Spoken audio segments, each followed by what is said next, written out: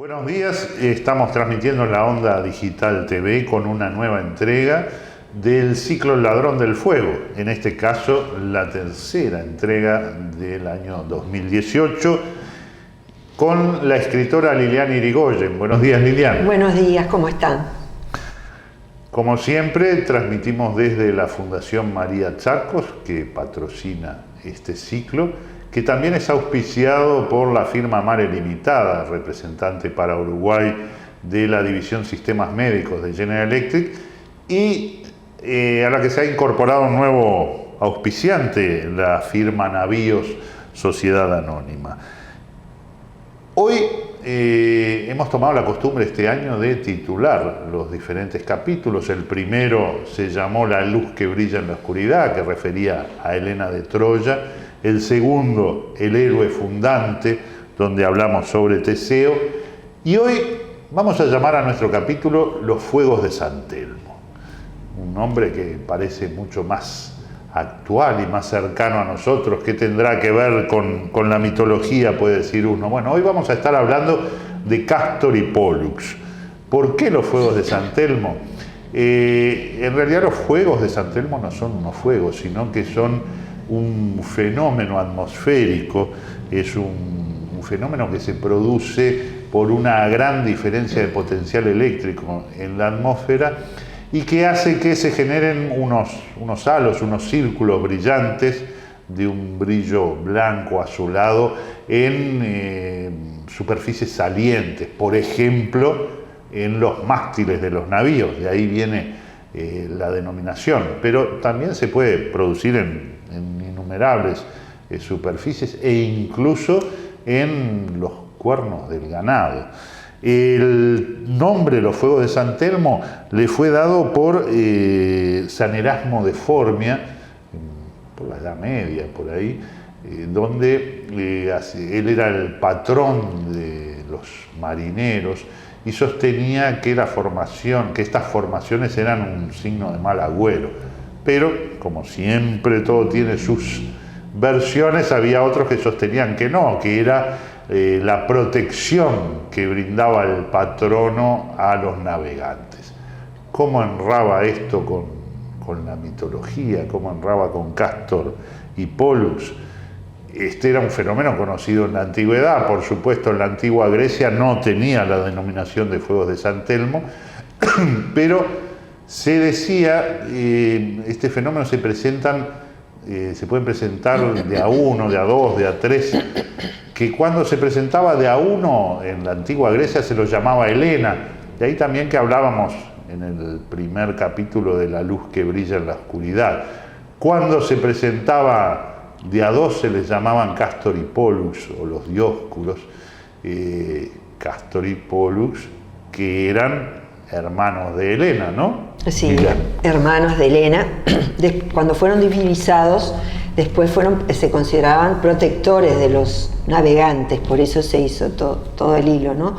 De los fuegos de San Telmo. Pero sí, eran hermanos, 4 hermanos, Helena, Cástor y Pólux y Clitemnestra. Ese es como los troncos más importantes, ¿no? de la leyenda, porque está Clitemnestra, la esposa de Agamenón, el que marchó hacia Troya para rescatar a Helena, que era cuñado Agamenón de Helena, por varios motivos, porque su esposa era hermana de Helena y porque su hermano estaba casado con Helena. Y tenemos a Cástor y Pólux y tenemos, a la propia Helena. Tenían también 2 hermanas más que son más opacas en la historia, que no, en la leyenda, que no tienen ningún peso, que son Timandra y Filónoe. Pero estos 4 que son los famosos se dicen que eran hijos de Leda y de Zeus o de Tíndaro, que es el padre mortal de ellos. Cástor y Pólux, que eran mellizos. Mellizos. Que después vamos a hablar también, el nombre de Géminis se asocia a ellos, y hay una larga tradición de mellizos, sí, ¿no? Ahora, ¿cómo es la gestación entonces de estos mellizos? ¿Cómo son las versiones o alguna de las versiones? Sí, bueno, se dice que nacieron, una de las versiones dice que nacieron de 2 huevos, porque bueno, Leda se unió a Zeus en forma, Zeus tomó la forma de cisne para unirse a Leda, y bueno, y Leda habría puesto 2 huevos. Es el mismo, un caso parecido a lo que pasó con Almena, la madre de Heracles, ¿no? Que Leda se unió en el mismo día a Zeus y a su esposo mortal. El hecho es que, según dicen las leyendas, puso 2 huevos. En uno, algunos dicen que estaba Cástor y Clitemnestra, y en el otro Pólux y Helena. Algunos dicen que Clitemnestra y Helena vinieron en un huevo, en el otro huevo estaban Cástor y Pólux. Algunos dicen que Helena vino en un huevo aparte porque era hija de Némesis y se le fue entregado a Leda el huevo que contenía a Helena, la mujer que después causaría los tales destrozos en la humanidad. Bueno, o sería la causante ella indirecta, no es que ella lo hiciera, pero bueno, la lucha que ella generó entre los hombres determinó todas las desgracias, o muchas de las desgracias.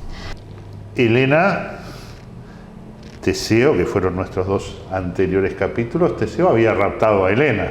Sí. Y Cástor y Pólux, de los cuales también hablamos, la liberaron, ¿no? Sí, la rescataron. Una especie de hermanos cuidas. Eran bastante cuidas con ella. De hecho, ella se acuerda de ellos, creo que es en la Rapsodia 3, cuando le dice a Príamo, le empieza a enumerar a todos los guerreros que están rodeando Troya. Ella misma se pregunta, que se extraña de no ver a sus hermanos ahí. En ese momento, bueno, cuando la guerra de Troya, ellos ya estaban muertos, ¿no? Ella no lo sabe, evidentemente. Quiero decir que ella las tiene muy presentes y que siempre sabía que venían a rescatarla. En el caso del rapto de Teseo, ellos fueron a rescatarla a Fitna, donde Teseo la había ocultado. Cuando partieron con su amigo Pirito a buscar la otra mujer que pretendían para ellos, nada menos que a Perséfone, la esposa de Hades, estos 2 hermanos, Cástor y Pólux, llegaron, la rescataron, tomaron a Etra, la madre de Teseo, como prisionera, y algunos dicen que la tomaron como prisionera y se la llevaron. Otros dicen que Etra estimaba tanto a Helena que quiso irse con ella, a pesar de que tendría que abandonar a su hijo. Cástor y Pólux, que tenían sus particularidades, ¿no? Uno tenía destrezas domando caballos, ¿no? Como Cástor, jinete. Y el otro el pugilato. Pólux se dice que era un gran pugilista. Y si tú tuvieras que resumir, bueno, o cuáles son los ejes centrales de la vida de Cástor y Pólux, ¿qué considerarías?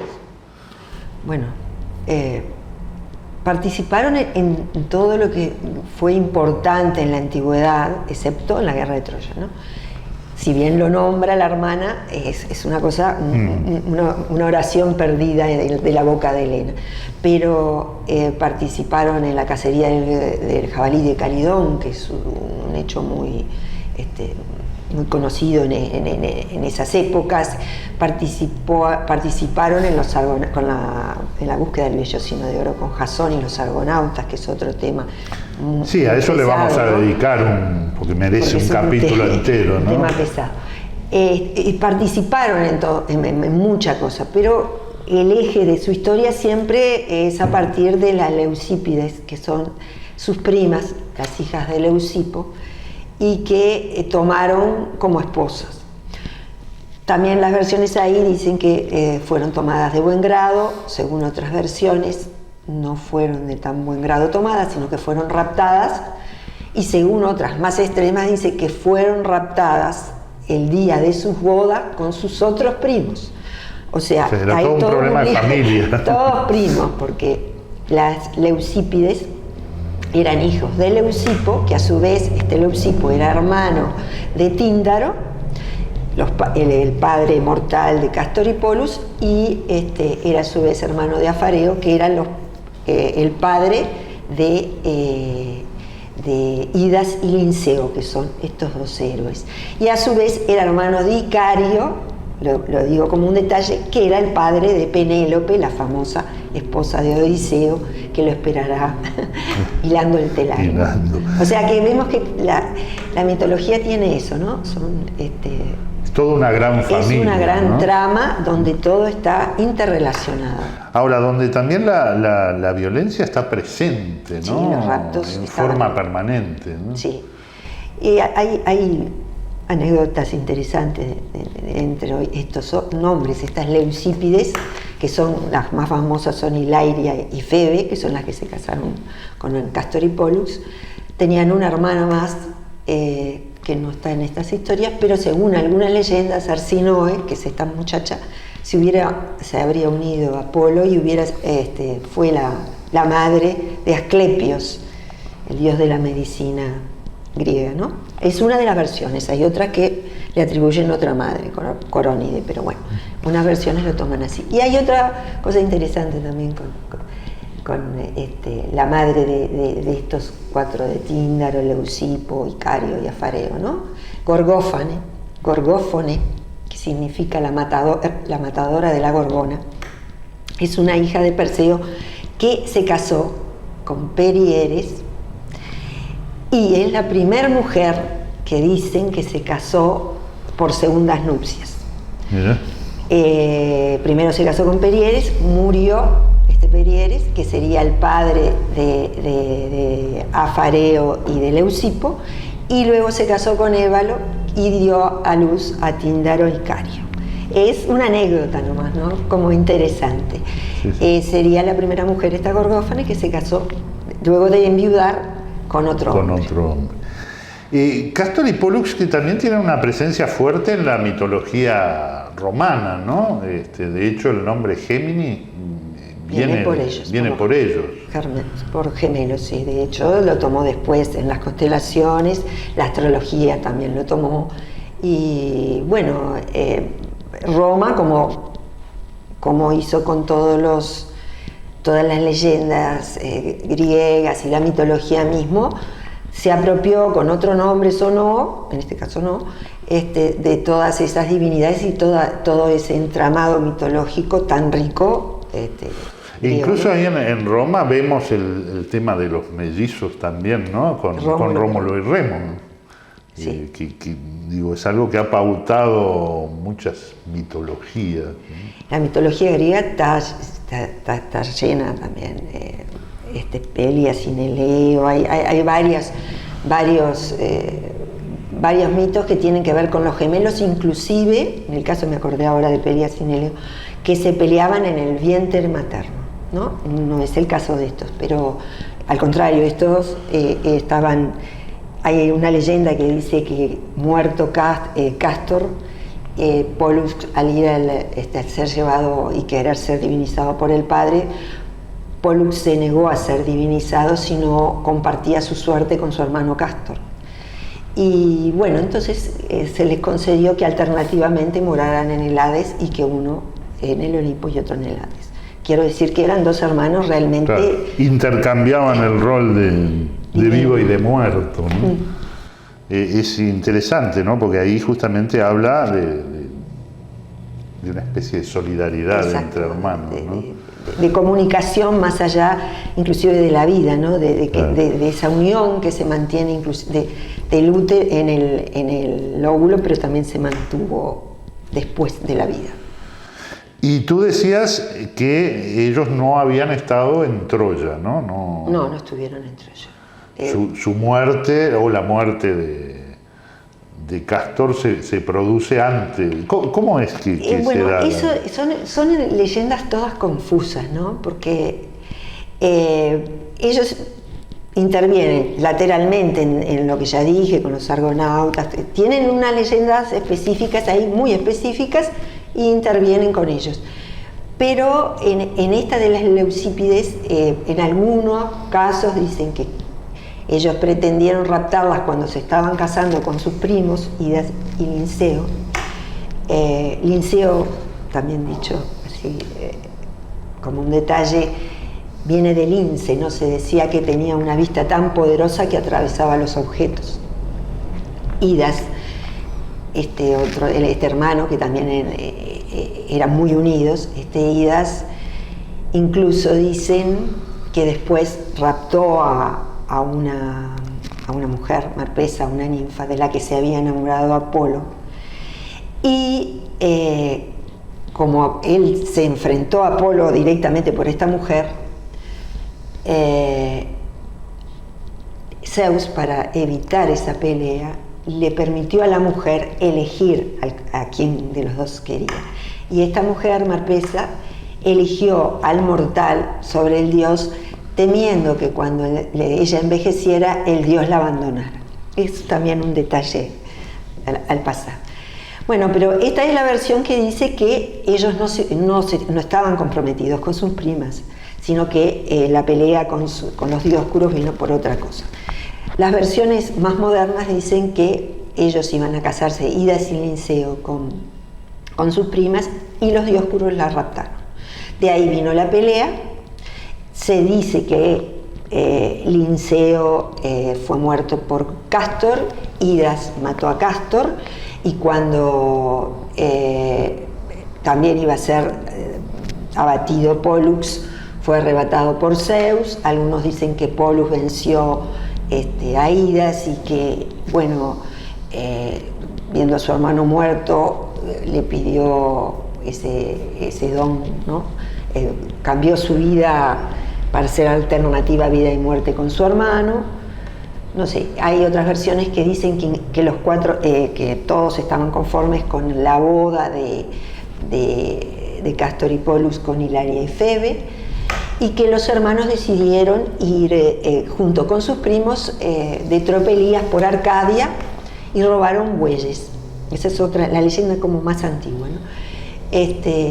Bueno, entonces decidieron, hubo ahí un altercado por unos problemas de la repartición de los bueyes robados, y fue ahí que surgió la pelea entre los dos pares de hermanos, y bueno, donde terminó como se dice que terminó la leyenda, ¿no? Bien, en algún momento, sobre todo cuando hablemos de Jasón y los argonautas, vamos a volver a hablar de Cástor y Pólux, que han permanecido, han tenido presencia en la astronomía, como decíamos, la han tenido en la astrología, en la filmografía aparecen, ¿no? En los Juegos del Hambre aparecen, los vigentes Juegos del Hambre aparecen personajes Cástor y Pólux.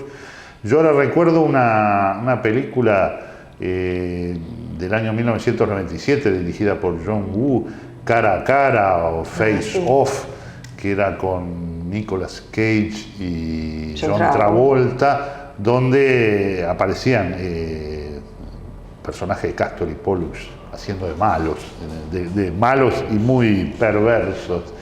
Pero hoy además les vamos, en esos bonus track que venimos dejando, les vamos a dejar un tema de una ópera que se llama justamente Cástor y Pólux. Es una ópera barroca en un prólogo y 5 actos del año 1737. Fue estrenada en Francia, en París, en 1737. Tiene música de Jean-Philippe Rameau y libreto de Pierre-Joseph Bernard. Les vamos a dejar el aria de esta ópera Cástor y Pólux. Le agradecemos a Lilian por la presencia. Un gusto, hasta la próxima entonces. Y los esperamos en el próximo capítulo, siempre desde la Fundación María Chacos, para compartir una nueva entrega del Ladrón del Fuego. Muchas gracias.